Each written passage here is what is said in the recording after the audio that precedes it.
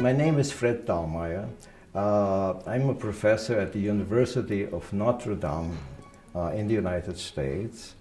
But I'm also the co-chair of the World Public Forum, Dialogue of Civilizations. And it's in that capacity, I think, that I'm mainly asked to talk a little bit about dialogue, because in our title, we have this notion of Dialogue of Civilizations. It's called World Public Forum, Dialogue of Civilizations. So I'm supposed to talk about the notion of dialogue, and I want to do that. But before I go on, I want to say that we have to take dialogue not in a very literal sense, but I would like to take it in a very broad sense of including all kinds of communication. So it's not just dialogue in the sense of a verbal interaction, but dialogue in the sense of a very broad form of communication, which could include such things as dance, for instance, could also be a dialogue, music, storytelling.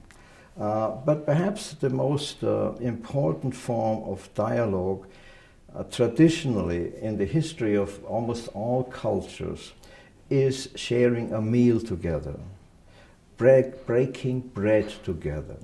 That is a kind of a dialogue, and it's much more fundamental, much more meaningful than frequently such empty chatter, chattering between people. So I would like to take the notion of dialogue in a broad sense, including all kinds of communications. Okay.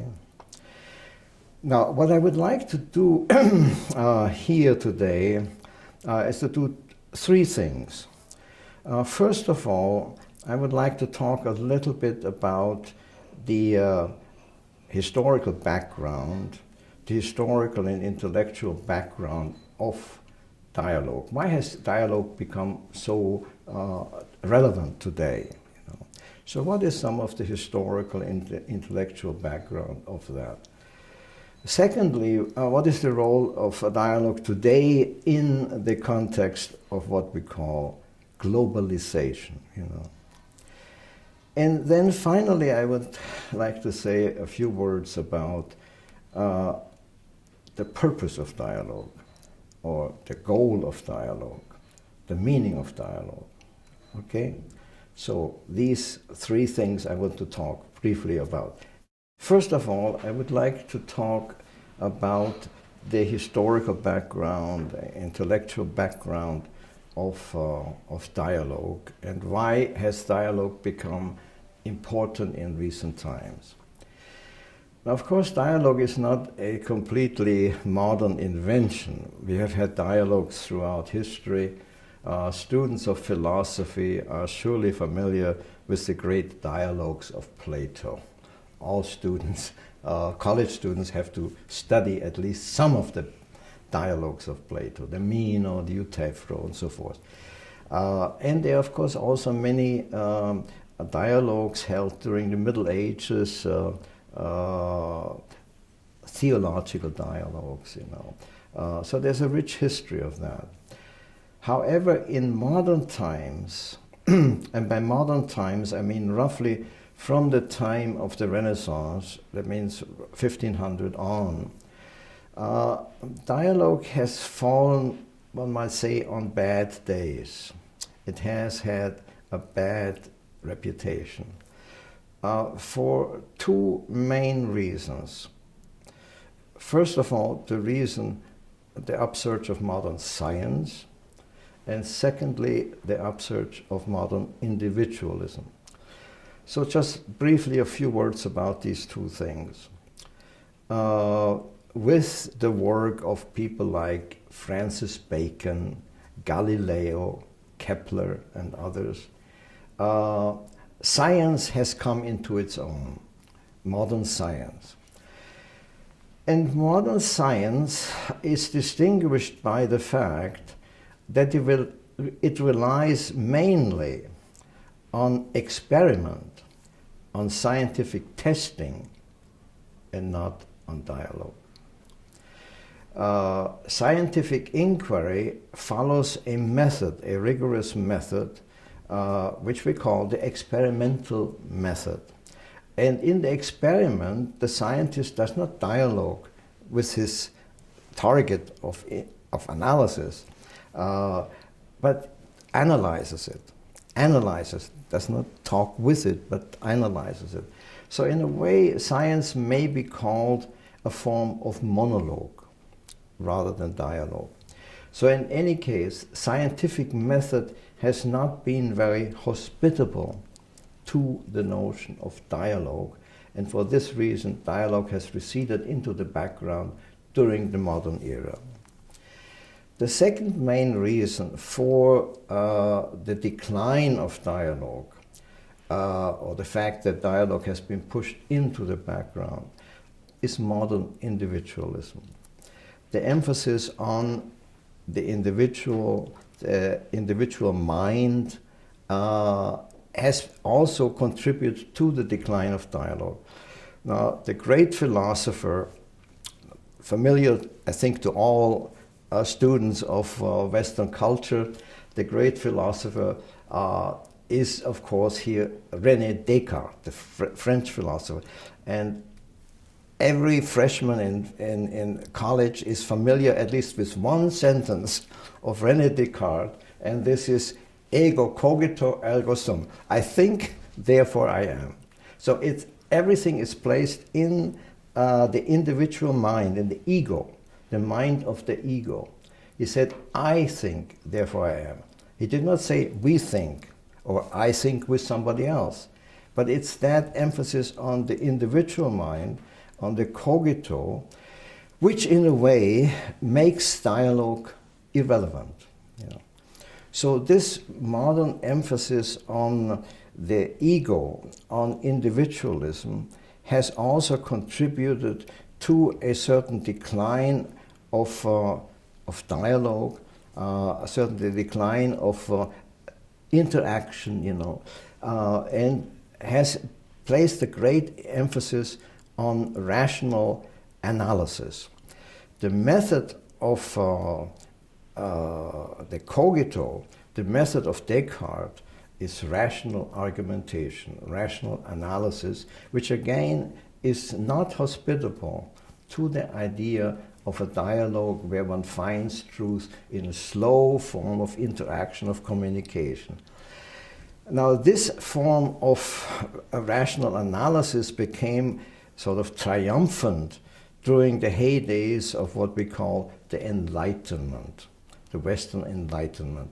It was an enlightenment of the mind, but again, the mind taken as the individual mind, as the mind of the individual researcher, the individual philosopher, who in his or her mind can know everything. That was the Enlightenment universalism. We are aiming for universal knowledge, but that universal knowledge is possible because we all have the same mind, which again does not encourage dialogue to a great extent. I have talked about the two factors which have contributed to the decline of dialogue in the modern era, and these two are mainly the upsurge of science and modern individualism. But something has happened in the last 2 centuries or so, 19th and 20th century, which have changed the situation, which have placed a certain question mark behind these modern assumptions, the assumption of science and individualism.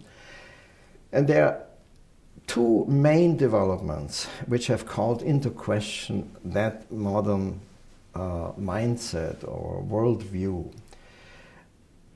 2. First of all, the upsurge of the notion of language, the greater attention that is being placed on language. And the second one is the upsurge of globalization, the upsurge of intercultural relationships. Now, first of all, language.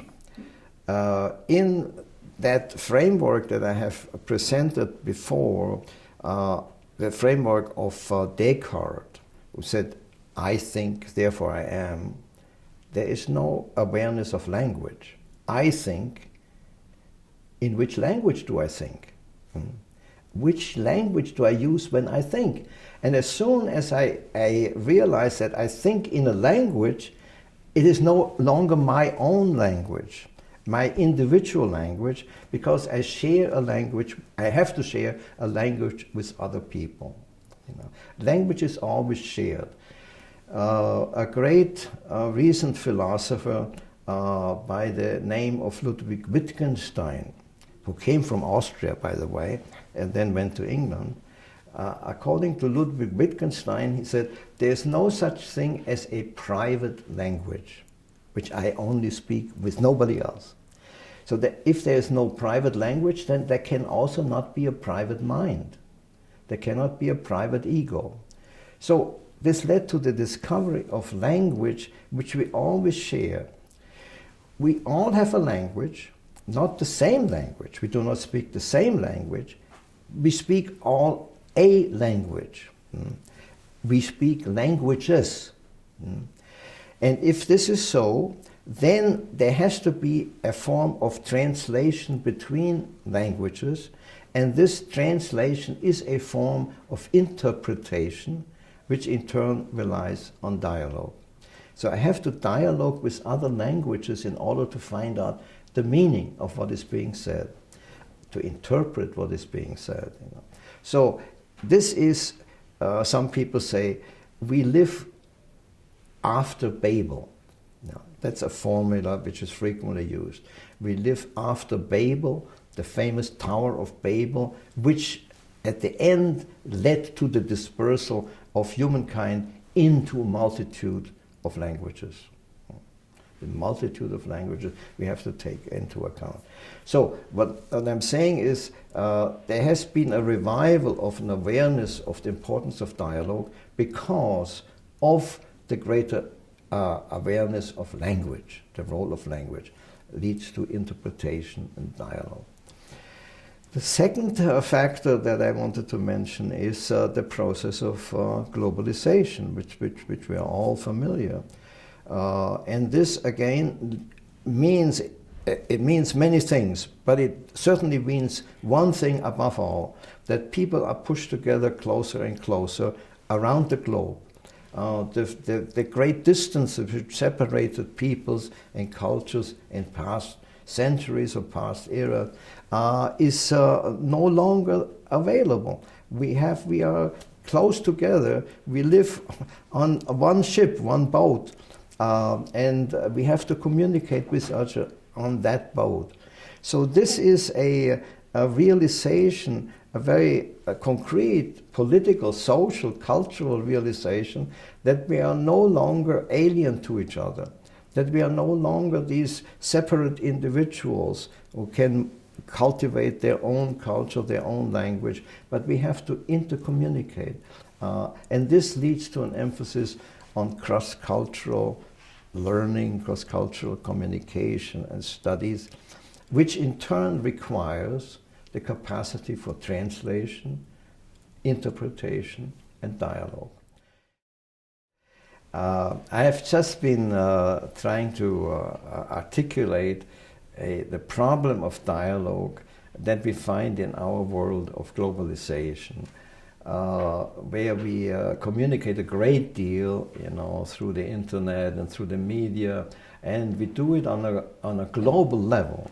So there is this promise of universalism, which had been sponsored and supported by the Enlightenment, that we have a universal communication where ultimately we come to understand and to know everything.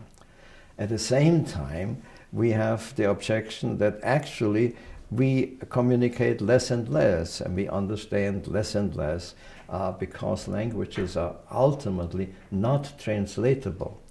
This is what has been called incommensurability, the incommensurable status of languages.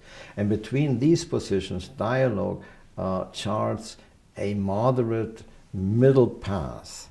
Dialogue does not say that everything can be translated, but it says some things can be translated. It does not say that we are all the same, that all human beings are the same. It says that in certain respects we are the same, or we are comparable. We have similar needs, we have similar aspirations. But the way we pursue these needs, the way we articulate these aspirations may be extremely different. So a dialogue steers a path between these extremes. And I think, just to give an example, how a dialogue is situated sort of in the middle, let me give the example of poetry. In poetry, everybody realizes that poetry is almost untranslatable. Good poetry is in one language, and the sound is in that language, and the idiom is in that language, and you cannot translate that. If you put it in a different language, you have lost the essence of the poetry. This is true, but at the same time, you can translate some of it. We try to understand, some of the language, let's say, of Dante's poetry, even though we may not speak Italian. But I think we can capture at least a certain aspect of it, and we can understand it and sort of incorporate it. And the same, of course, is with Russian poetry, Pushkin, or German poetry, Goethe. One cannot translate everything, but one can translate something. And this is how it is with human beings. We can understand each other up to a certain point, but we should not delude ourselves that we understand each other completely. We are even a mystery to ourselves. In many ways, we remain a mystery to ourselves. We cannot even translate ourselves totally. We just have to go on dialoguing. We dialogue even with ourselves, and try to learn more and more about each other and about ourselves. So dialogue steers a middle path, a prudent, not too optimistic, but not too pessimistic middle path, that humankind can find a certain middle way where we understand each other without being uniform, without having uniformity, but also without having total isolation. So this is the path of dialogue, I think, which is promising and which is useful. Now, by way of conclusion, I meant a third topic I want to allude to, at least briefly. This is the purpose of dialogue, the goal of dialogue. Now, for some people, dialogue is just a means to an end, a means to something else, maybe. You dialogue in order to do something else. For instance, business partners, they may dialogue with each other in order to have better business relations, to make more money. You have dialogue in order to promote profit. Or you may dialogue, politicians may dialogue in order to have greater political advantages, Now this is dialogue as a means to an end. Now I would claim that dialogue has an end in itself. It is worthwhile in itself. And that not in the sense that we dialogue about dialogue. Some people say, well, all you do is just talk, you dialogue about dialogue. But that's not the point. We dialogue about real things, real concerns, real problems, real issues, sometimes life and death issues. We dialogue about these things. But there is something intrinsic in dialogue, and by this I mean there's something educational in dialogue. If we seriously dialogue with somebody else, not just chit-chat, not just chattering, not just about the weather, but if we seriously dialogue with somebody else, something happens to the participants in dialogue.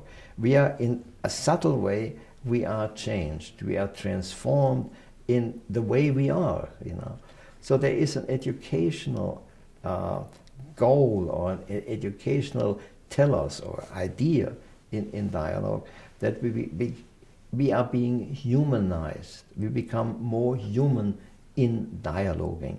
And so the intrinsic goal of dialogue is has something to do about goodness. Our goodness is increased. You know? We are no longer selfish or enclosed in our selfishness, but we are sort of elevated to a higher level, which one might call the level of education. In German it is Bildung. So the level of Bildung, a certain degree of goodness is being promoted. So I would say dialogue has an intrinsic ethical value by transforming us into a more elevated and more educated being. And to that extent, dialogue also has a political value.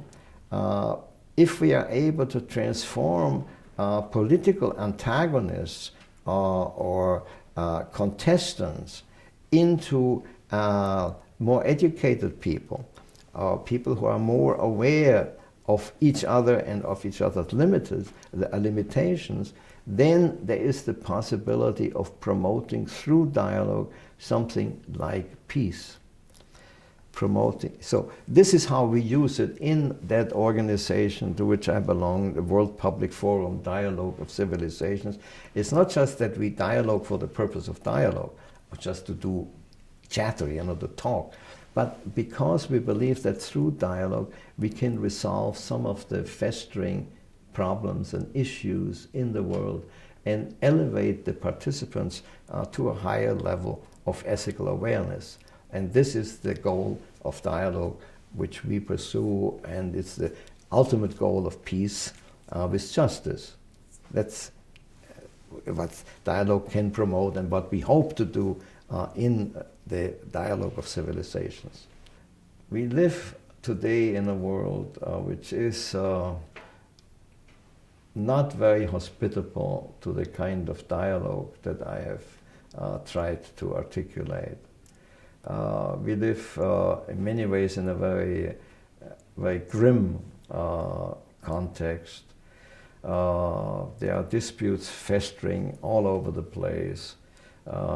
If we just think of our present world scenario, Syria, the problems of the Middle East, Iran. So in all these areas there is a great potential for conflict and ultimately for warfare. I'm of the generation who still experienced some of it, some of the last Great War, the Second World War. I was a little boy, but I still experienced, devastated cities, destructions all around me, and of course in every family, losses of parents, of brothers, of sisters. So I still experienced war. So my biggest ambition is to reduce the likelihood for war. And whatever I can do in my limited capacity, I would like to contribute to a greater effort for peace in this world. So the danger of catastrophes are all around us.